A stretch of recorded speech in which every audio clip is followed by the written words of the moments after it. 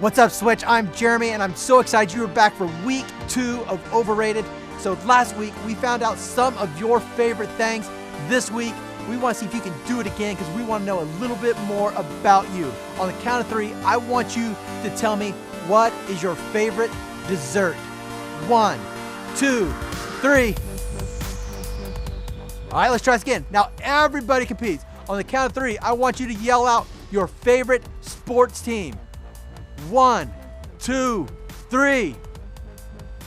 All right, sounds good. Last one, third time's a charm. On the count of 3, I want you to yell out your favorite type of soda pop. 1, 2, 3. Good. Once again, we can see that you all have favorites. We all have favorites. We all have things that we would rate higher than other things. And because I rate something high doesn't mean you would rate something high. In fact, we understand that in life, some things are overrated.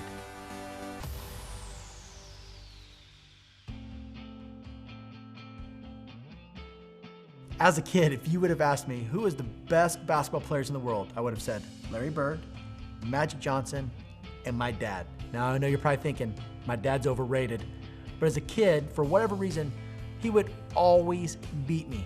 I can remember being up like 49-0, and he would always come back and win. There was something he would do, and he would always say the same thing after he beat me in a game. Jeremy, you think you can win, but I know I can win. And I could not figure out why does he always win until my freshman year of college. You see, my freshman year of college, I was on the college basketball team, which meant that every day I would play basketball for 3 hours. Then I would go to dinner. And after dinner, I would go back to the basketball court and I would play for another 3 hours. Get up the next day, repeat. And so when I went home my freshman year for Thanksgiving and my dad challenged me to one-on-one, I was up for the challenge. Not only did I beat him the first game, the second game, the third and the fourth game, I beat him 8 straight games. I dominated him. My dad thought he could beat me, but I knew I could beat him. What was the difference? The amount of time I invested.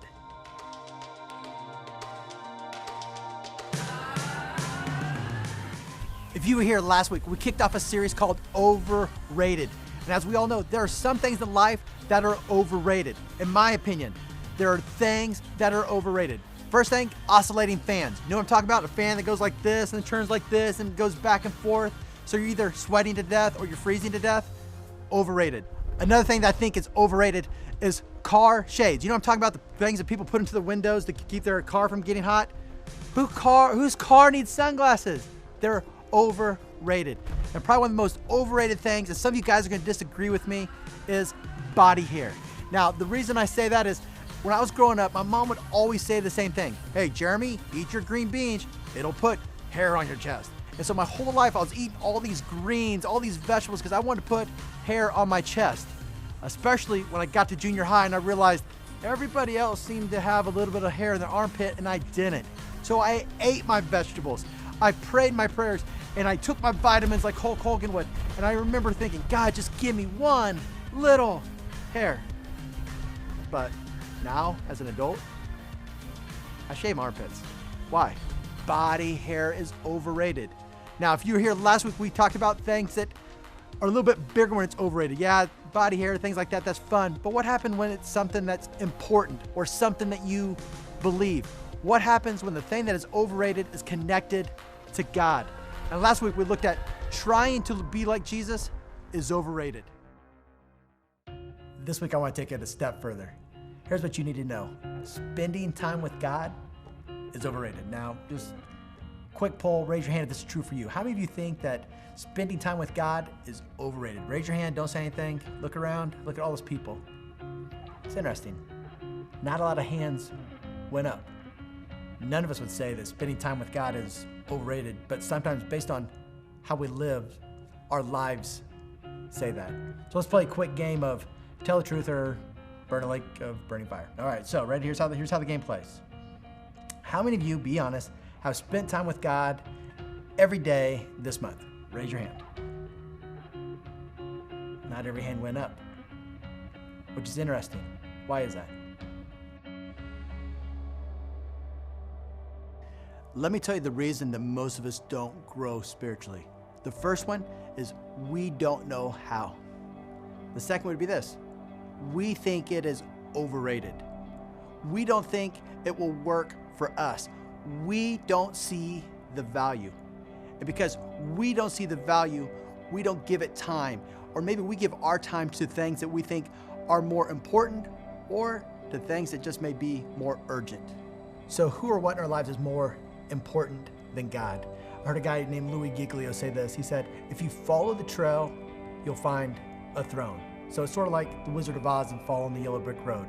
And what he means is, if you follow the trail of your time, you're gonna find a throne. If you follow the trail of how you spend money, you're gonna find a throne. If you follow the trail of things you post about on social media, you're gonna find a throne.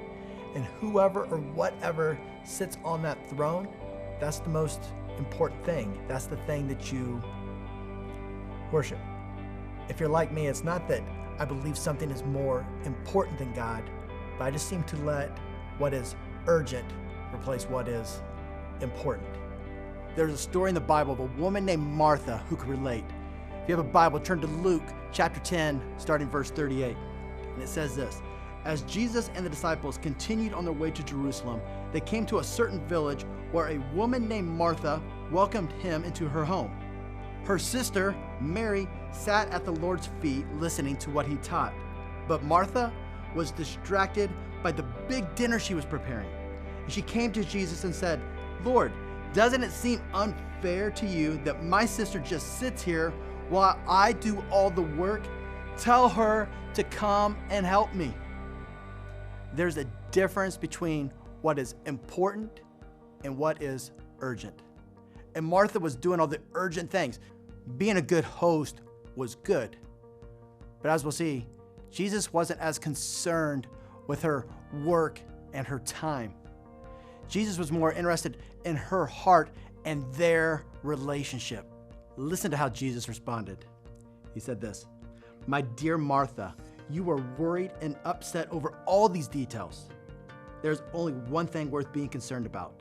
Mary has discovered it, and it will not be taken away from her. God's not interested in your spiritual life. God is interested in all of your life, all of it. Newsflash, we just need to pay attention. It was an accident waiting to happen, an open sewer manhole, and a girl who was walking and texting. Now a city department has a lot of explaining to do, and CBS 2's Dave Carlin reports. It was like something out of a movie. Sliced and bruised is 15-year-old Alexa Longuera, whose sidewalk tumble into an open sewer Wednesday night is stirring up a city investigation. This stupid mistake, that careless mistake, I got hurt, you know? They are a pair of workers with the City Department of Environmental Protection who pulled the cover off the sewer on Victory Boulevard to flush it out. Alexa's angry mother, Kim, calls what happened next criminal. It was opened, the truck was parked behind that pole, and they walked a good, 10, 15 feet at least, to go get the cones. And left it open. Right. Cone should have been here first. Alexa, who was walking to the store with a friend, felt the earth move suddenly. Everything was dark and smelly. It was just really gross and it was just shocking. It was scary. Alexa admits this is what she was doing, texting while walking, and she did not notice the open manhole cover. Down she went 5 feet into the muck.